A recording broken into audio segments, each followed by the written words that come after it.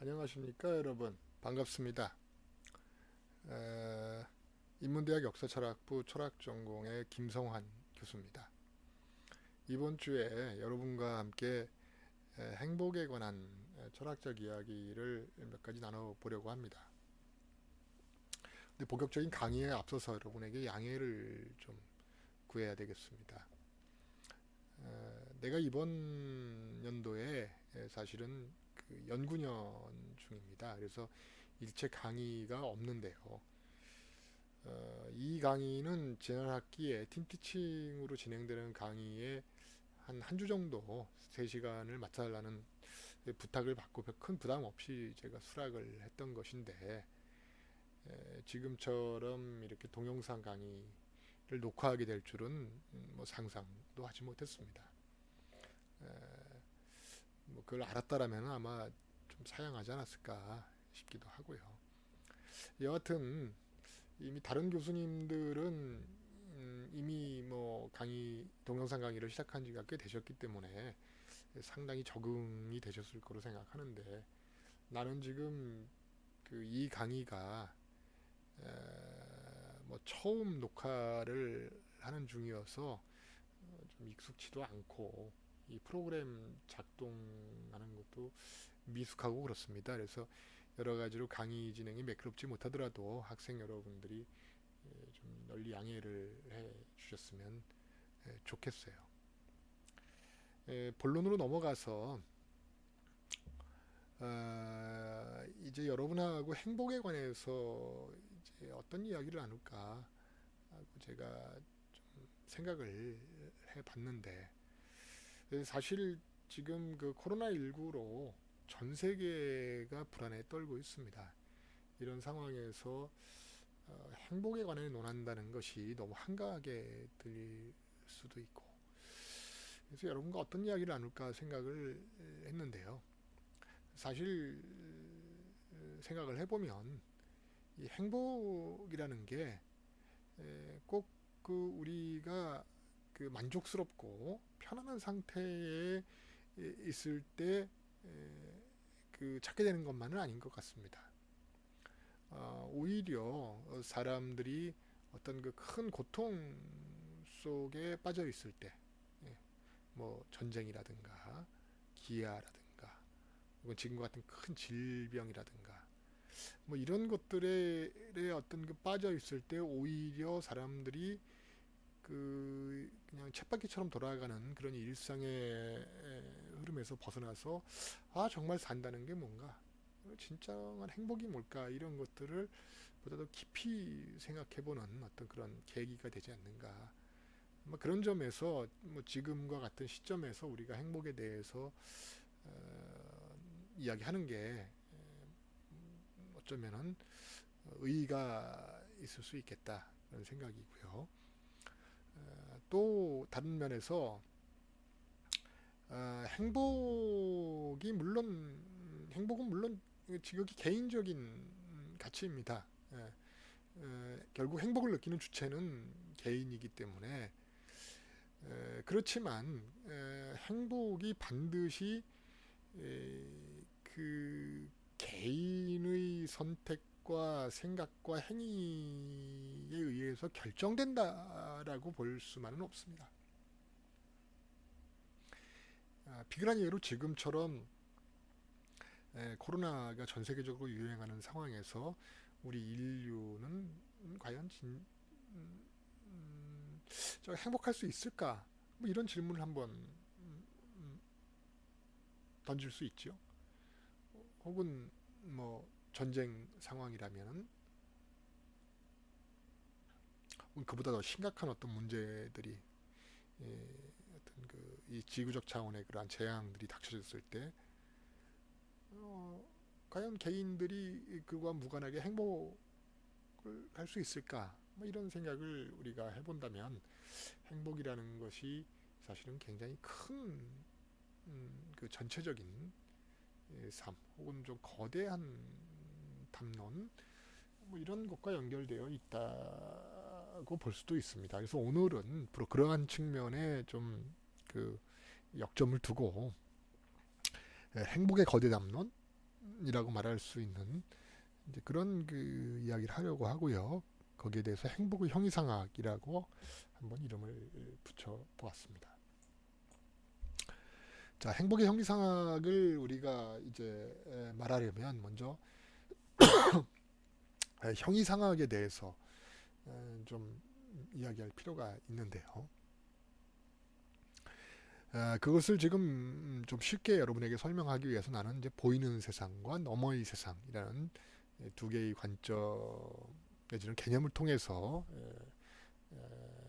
설명하려고 합니다.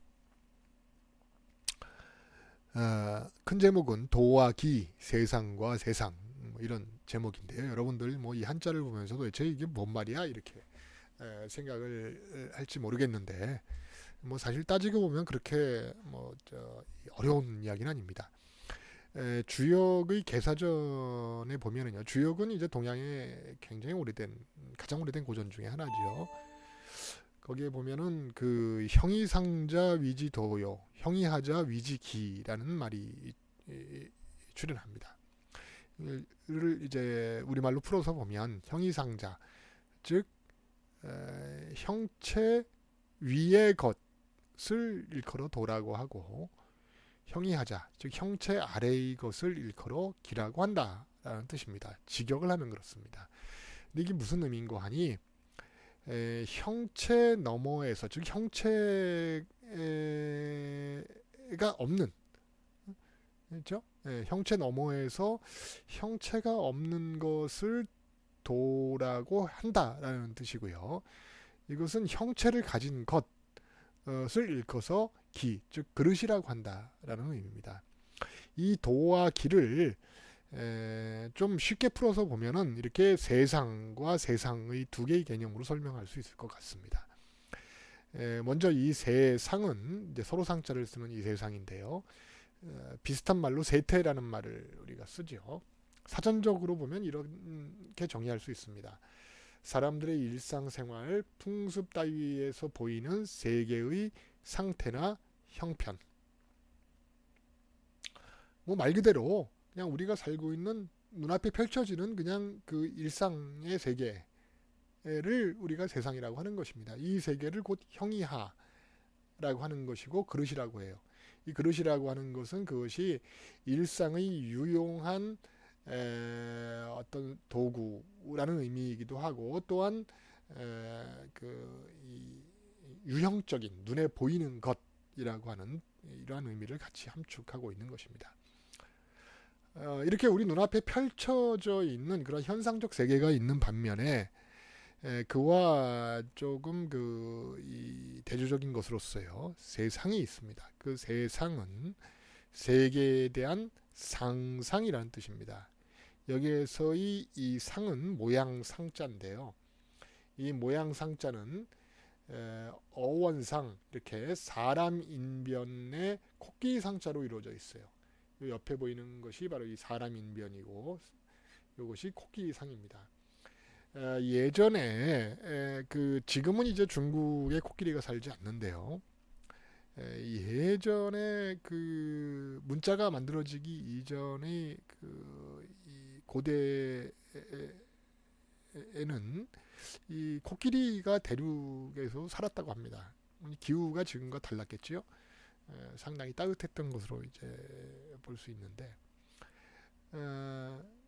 근데 이제 그 문자가 만들어지고 이제 그 문명이 이제 그 발달하기 시작한, 고도화되기 시작한 뒤에는 이제 그 기후가 바뀌면서 더 이상 그 중국 대륙에 코끼리가 살지 않게 됩니다.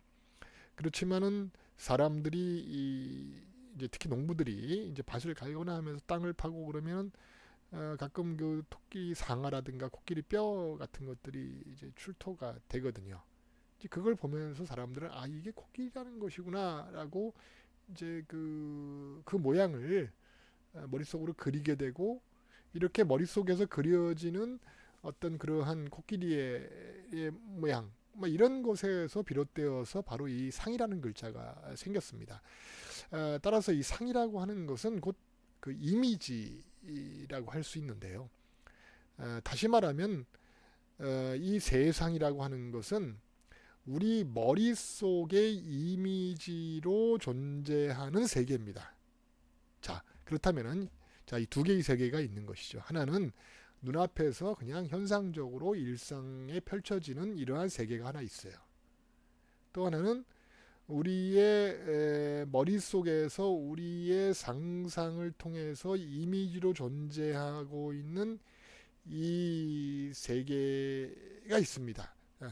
말하자면 그것이 이 형이상의 세계예요.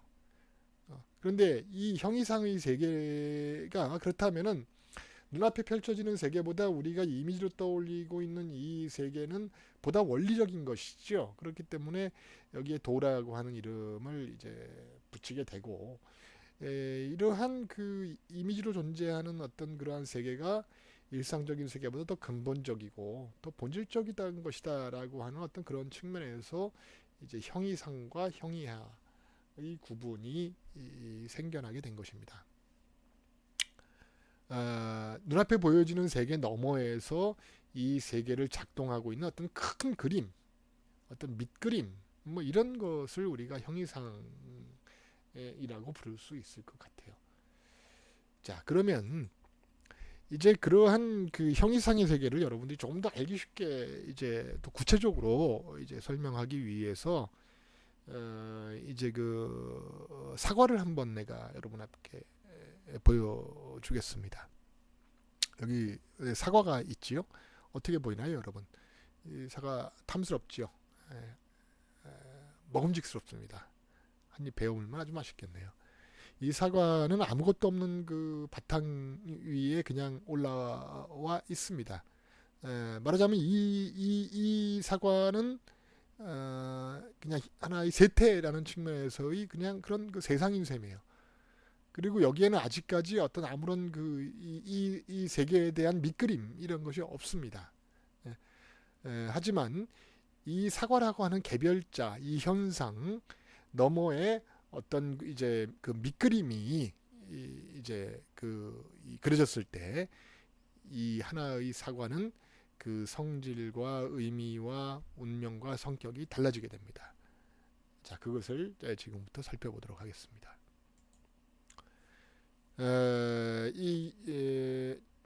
뭐 여러분들이 이제 그 바로 짐작을 하실 텐데요. 이 그림은 굉장히 유명한 그 이 서양의 그 신화를 이제 그 형상화한 것입니다. 미켈란젤로의 원죄라는 그림인데요. 시스티나 예배당 천장에 그려져 있는 거대한 벽화 중의 일부입니다. 1508년에서 1512년 사이에 제작된 벽화 중의 일부인데요. 자, 여기에 보여지는 것처럼 이제 선악과라고 하죠. 보통 선악과로 알려진 신이 그 에덴의 동산, 그 신라권에서 이제 그 인간에게 금기시했던 먹지 말라고 했던 그런 선악과입니다. 근데 이 선악과를 결국은 이제 그 아담과 이브가 뱀의 유혹에 넘어가서 이제 선악과를 따먹게 되죠. 그리고 그에 대한 어떤 이제 벌로서 그것이 이제 원죄가 되고 벌로서 신라곤에서 추방을 당하게 됩니다. 신라곤에서 추방을 당하면서 인간에게는 이제 고통과 불행이 이제 싹트게 되는데요. 어떤 면에서 오늘 우리가 이야기하는 어떤 주제인 행복, 또 행복의 그 이 반대편에 있는 불행, 아마 이런 것들이 시작되는 어떤 하나의 신화적 모티브라는 점에서 상당히 흥미로운 이제 그림이죠. 여하튼 그 이 사과는 굉장히 이 먹고 싶은 것, 먹고 싶다는 욕망을 자아내는 것으로서 사실은 하나의 그 욕망을 상징하고요. 그리고 이러한 욕망, 그러니까 신이 이렇게 금기시했던 이 욕망을 탐하는 어떤 그 인간, 뭐 이런 그 이율배반, 그리고 이러한 이율배반 자체가 바로 인간의 불완전성과 원죄의 어떤 기원이 되는 어떤 그런 그 이제 이 서구 사회의 또 즉 서구인들의 어떤 그러한 종교 내지는 신화적인 어떤 무의식이죠. 그것을 이 그림이 표상한다고 보겠습니다. 여하튼 이 사과는 왠지 함부로 베어 먹으면 안 될 것 같은 그런 그 이미지죠. 예, 예. 이 사과가 이러한 형이상학적 상상 세계에 놓여져 있을 때 어떠한 의미를 지니는지 여러분이 잘 기억하시기 바랍니다. 다음 그림으로 한번 넘어가 보겠습니다. 이것은 이제 그 토마스 홉스라는 철학자가 쓴 리바이어턴이라는 유명한 책이 있습니다. 이것은 이제 근대 세계의 기본 원리를 정립했다라고 보통 이제 평가받는 그런 아주 중요한 철학서인데요. 여러분도 아마 그 뭐 리바이어턴이라는 말을 한 번쯤 들어봤을 거예요. 그 리바이어턴에서 나온 유명한 개념들이 바로 이렇게 사회의 계약, 뭐 시민 사회, 국가, 자연 상태, 만인에 대한 만인의 투쟁, 뭐 이런 개념들입니다. 아마 여러분들이 이 내용을 체계적으로 이해를 하지는 못하더라도 한 번씩은 이렇게 스쳐가면서 들어봤던 어떤 그런 개념들일 것이라고 생각이 드는데요. 물론 이제 이 리바이어턴의 그리고 참 이 그림은 토마스 홉스가 리바이어턴이라는 책을 쓰면서 토마스 홉스가 직접 그린 표지 그림입니다. 상당히 이 철학자가 이제 철학적인 사유만 깊었을 뿐만 아니라 그 책의 표지를 이렇게 상징적으로 그릴 정도로 좀 나름대로 재치가 있었던 것 같은데요. 물론 여기에 이제 이 사과는 없었습니다. 이 사과는 이제 내가 한번 얹어 본 거예요. 여하튼 이 그림이 상징하는 것은 뭐 다음과 같습니다. 간단히 여러분에게 설명을 좀 할게요. 물론 이제 이 최후에 있는 이 그림, 어떤 이제 왕관을 쓰고 있는 어떤 힘 있는 어떤 거대한 거인이죠. 거인 누군가가 한 손에는 칼을 들고 있고 한 손에는 지팡이를 들고 있습니다. 이 칼은 왕권을 상징하고요. 이 지팡이는 교황의 지팡이입니다. 그래서 이 두 개의 칼과 지팡이는 이른바 그 세속의 권력과 종교의 권력이라는 두 개의 권력을 상징하죠. 여러분들 잘 알다시피 이 근대 세계의 출현 이전에 서구 세계는 이러한 그 세속적 권력과 그 종교 권력이 서로 그러니까 이원화돼서 이렇게 발전을 해왔죠. 로마 이후로. 그래서 이제 이러한 그 서구 역사의 어떤 과정을 이제 이 표지 자체가 이제 표상을 하고 있고요. 여기에 지금 그림의 그 하단에서부터 지금 상단까지 이것은 토마스 홉스가 이야기하는 이 근대 국가를 설명하는 아주 간명하게 설명하는 그림들입니다. 이제 기본 원리만 설명을 여러분에게 하면은 토마스 홉스는 그 인간의 자연 상태를 만인에 대한 만인의 투쟁이라고 불렀습니다. 이건 무슨 소리냐면 국가가 이제 등장하기 이전, 다시 말하면 인간이 어떤 뭐 이렇게 들판 국가의 어떤 그러한 그 질서 상태에 편입되기 이전의 그런 자연 상태에 놓여져 있을 때 그 상태는 그냥 서로가 죽고 죽이는, 힘센 사람이 힘이 약한 사람을 그것을 빼앗고 살상하고 억누르는 그런 상태였다고 상정합니다. 그래서 그것을 만인에 대한 만인의 투쟁 상태라고 불러요. 그래서 이 세속적인 공간에서는 이 만인에 대한 만인의 투쟁이 가장 극명하게 드러나는 것이 전쟁이고요. 이 전쟁도 이러한 그냥 백병전입니다. 그냥 서로가 서로 간에 죽고 죽이는. 그리고 이것이 어떤 종교 내지는 성의 세계에서 나타날 땐 종교 재판으로 나타나지요. 그러니까 그냥 그 누군가를 뭐 사탄 내지는 악마로 이렇게 지목을 하고 사람들이 군중들이 어떤 뭐 이 재판이라든가 합리적인 이유도 없이 그냥 말하자면 어떤 군중 심리에 의해서 이렇게 단두대에 올리고 화형시키고 하는 이러한 어떤 무질서의 상태. 그러니까 그 세속 사회에서 전쟁이 있다면은 이제 이 종교의 영역에서는 이러한 종교 재판 사회가 종교 재판의 상황이 이제 가장 이제 무질서의 상태인 것이죠. 만인에 대한 만인의 투쟁이 작동하고 있는 상태입니다. 여기에서 이제 한 걸음 더 발전하게 되면은 전쟁에서 이런 백병전보다는 이제 총과 칼로 무장된 상태.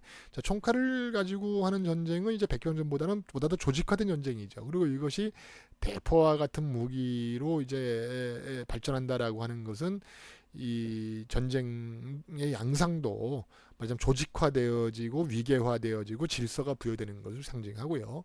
그러다 결국은 이제 왕관이라는 게 왕권인데 그 권력이 출현을 하고 이 권력에 의해서 보다 안정화되어지는 어떤 사회적 질서가 형성되게 되고 또 그것이 이 권력이 한 사람이 아니라 하나의 제도화됨으로써 성과 같은 이러한 어떤 기제들이 출현하는 뭐 이러한 것을 말하자면은 이제 그 역사의 발전 과정으로 보고 있는 것입니다.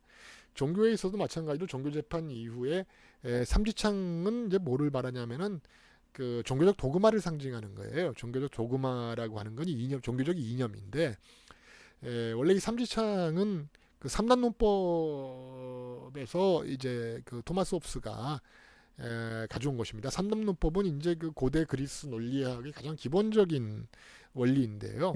어떤 하나의 대전제가 있습니다. 예를 들어서 모든 인간은 죽는다라는 대전제가 있고 그 아래에 소크라테스는 인간이다 라는 소전제가 있습니다. 이제 거기에서 도출되는 결론이 소크라테스는 인간이다. 그러므로 소크라테스는 죽는다라고 하는 최종 결론이 도출되는 것이다. 이것처럼 하나의 커다란 대전제 아래에서 작은 소전제가 있고 그 소전제에 의해서 이제 어떤 개별적인 어떤 그 이 논리 어떤 그 명제들을 추출하는 것을 삼단론법이라고 그래요. 근데 이 삼단론법은 논리학의 기초이면서 동시에 대전제가 참인지 거짓인지를 판명할 수 없을 때 이것은 논리도 아니고 뭣도 아니고 그냥 뭐 사람들의 그냥 그 주의 주장 나는 그냥 그렇게 믿을 거야 라고 하는 그러한 이제 도그마로 전락하기가 쉽죠. 예를 들어서 이것이 왜 종교에 있어서 이 삼지창이냐 하면 신이 만물을 창조했다. 인간은 피조물의 하나다. 그러므로 인간은 신이 창조했다. 이게 아주 전형적인 3단 논법이거든요.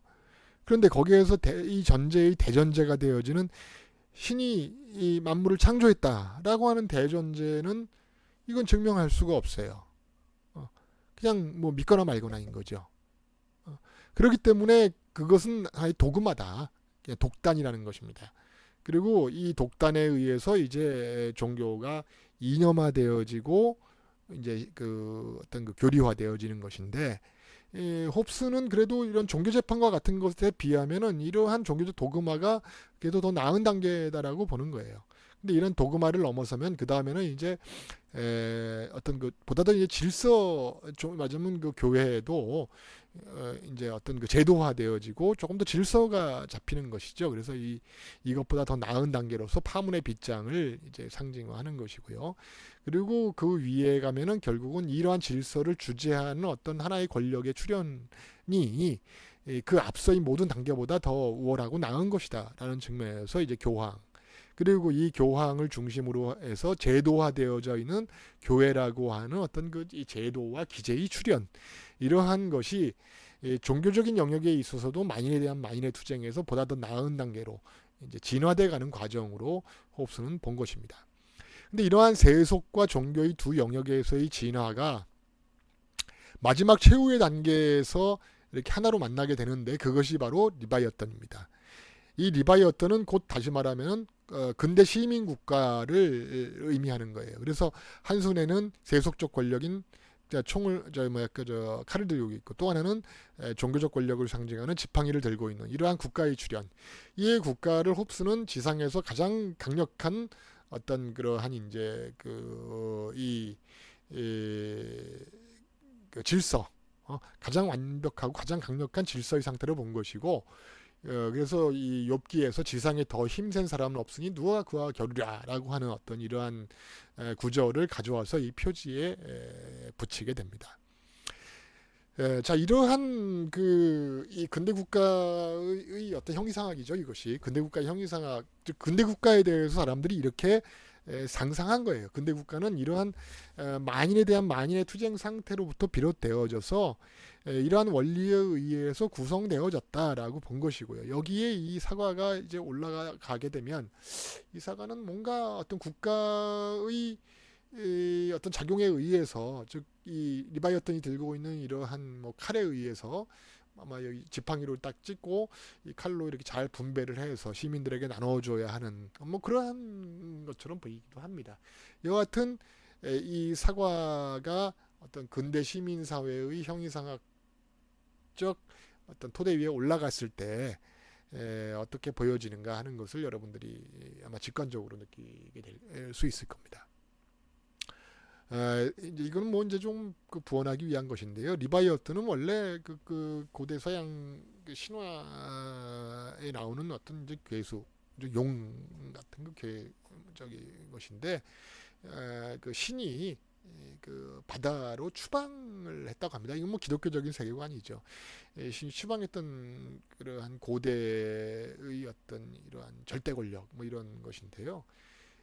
이제 그 리바이어턴을 홉스는 근대의 시민 권력으로 소환을 한 것이죠. 사실 이것은 말하자면은 이제 그 종교가 지배하던 중세의 종언을 이제 고하면서 바로 이제 이 종교적 권력을 넘어서는 이러한 그 근대 시민 국가 권력의 출현을 이제 홉스가 바로 이 리바이어턴을 통해서 이제 표상을 했던 것입니다. 이제 마지막 사과가 되겠습니다. 자, 이 사과는 여러분들에게 굉장히 익숙한 사과이죠. 맞습니다. 애플입니다. 애플의 그 유명한 이제 여러분들이 좋아하는 뭐 스마트폰의 그 원조죠. 저 스티브 잡스의 그 애플의 이제 이미지인데요. 여기에 사과가 있죠. 근데 이 사과는 이렇게 베어 물었습니다. 누군가가 이 사과를 베어 물었어요. 사실 스티브 잡스가 이 사과를 이제 자기가 만든 그 회사 그리고 사업의 이 이미지로 사용한 것은 사실 대단한 어떤 그러한 그 인문학적인 소양에서 나온 것입니다. 앞에서 쭉 여러분들이 살펴봤지만 이 사과는 그 서구인들의 어떤 그러한 그 집단 무의식이죠. 집단 무의식 속에서 어떤 금기, 욕망에 대한 금기, 그리고 뭐 아니면 욕망에 대한 어떤 근대의 시민 사회적인 어떤 질서 뭐 이런 것들을 상징하는 것이거든요. 근데 이제 그 스티브 잡스는 이것을 이제 트랜지스터 기판 위에 올려놓았습니다. 이것은 과학기술 문명에 의해서 지금까지 금기시되어지던 어떤 이 세계에 대한 욕망을 내가 베어 물어버리리라라고 하는 어떤 사실 그러한 야망의 표현으로 나는 읽혀지거든요. 스티브 잡스가 그런 말을 했다고 하죠. 갈망하라, 무모하라. 그것이 아마도 이러한 이 애플의 지금 이미지에 담겨 있는 것이고, 어쩌면 지금 우리가 살고 있는 세계의 형이상학은 이것인지 모르겠습니다. 과학 기술이 모든 것을 이제 지배하고, 그리고 스티브 잡스가 말하는 것처럼 갈망하고 더 무모해질 것을 요구하는 21세기의 형이상학. 그것을 아마 이 그림처럼 이렇게 간명하고도 강렬하게 보여주기는 쉽지 않을 것이다 라고 생각합니다. 여하튼 이제 마지막으로 정리를 하겠습니다. 21세기의 형이상학이라는 제목인데요. 사실 우리 눈앞에 펼쳐져 있는 세계가 그냥 뭐 일상적인 세계가 너무 당연하게 펼쳐져 있는 것이죠. 그것이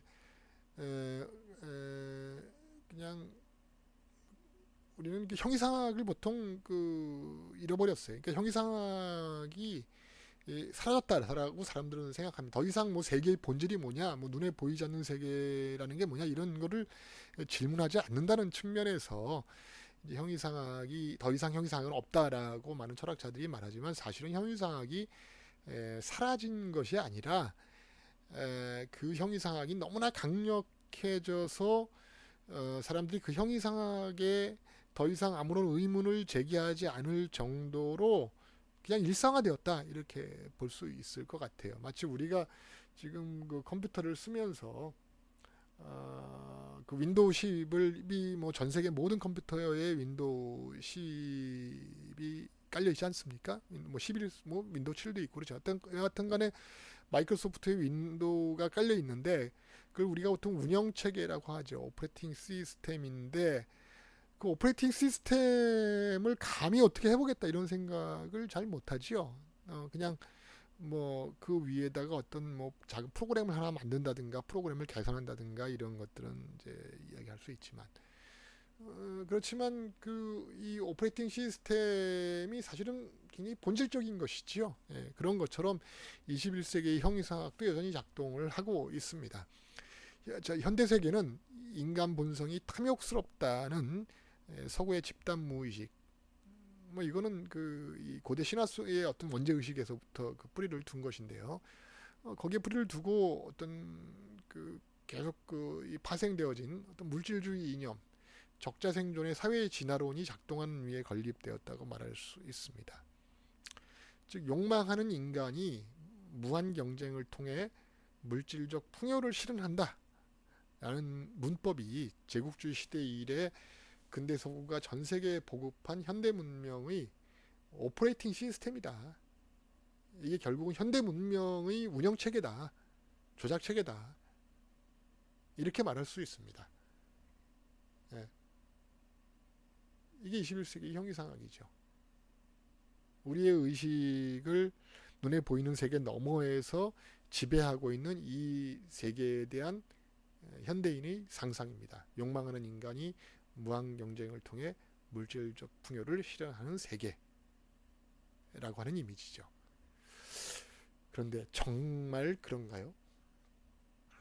여기서 이제 우리가 지금 보다 근본적인 질문을 한번 던질 수 있습니다. 인간은 과연 본질적으로 욕망하는 존재고 따라서 욕망을 해방하고 그에 따르는 것, 여기서 욕망을 해방한다라고 했는데 이것은 뭐냐면은 우리가 욕망으로부터 해방된다는 의미가 아니고요.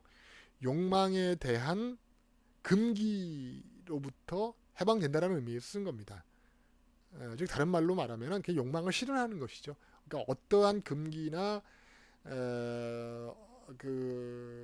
이 욕망에 대한 죄악시 혹은 욕망에 대한 거리낌 이런 것들을 다 내던지고 그에 따르는 것이라는 의미입니다. 그래서 인간은 본질적으로 욕망하는 존재이고 그 욕망에 따르고 그것을 실현하는 것, 그것이 자유이고 세계의 발전을 가져오는 동력이다 라고 생각하고 있다는 것인데 정말 그러한 것인가? 자, 제 1강은 여기까지 하도록 하겠습니다. 이제 이어서 제 2강에서 욕망의 문제를 다시 한번 우리가 살펴보도록 하겠습니다.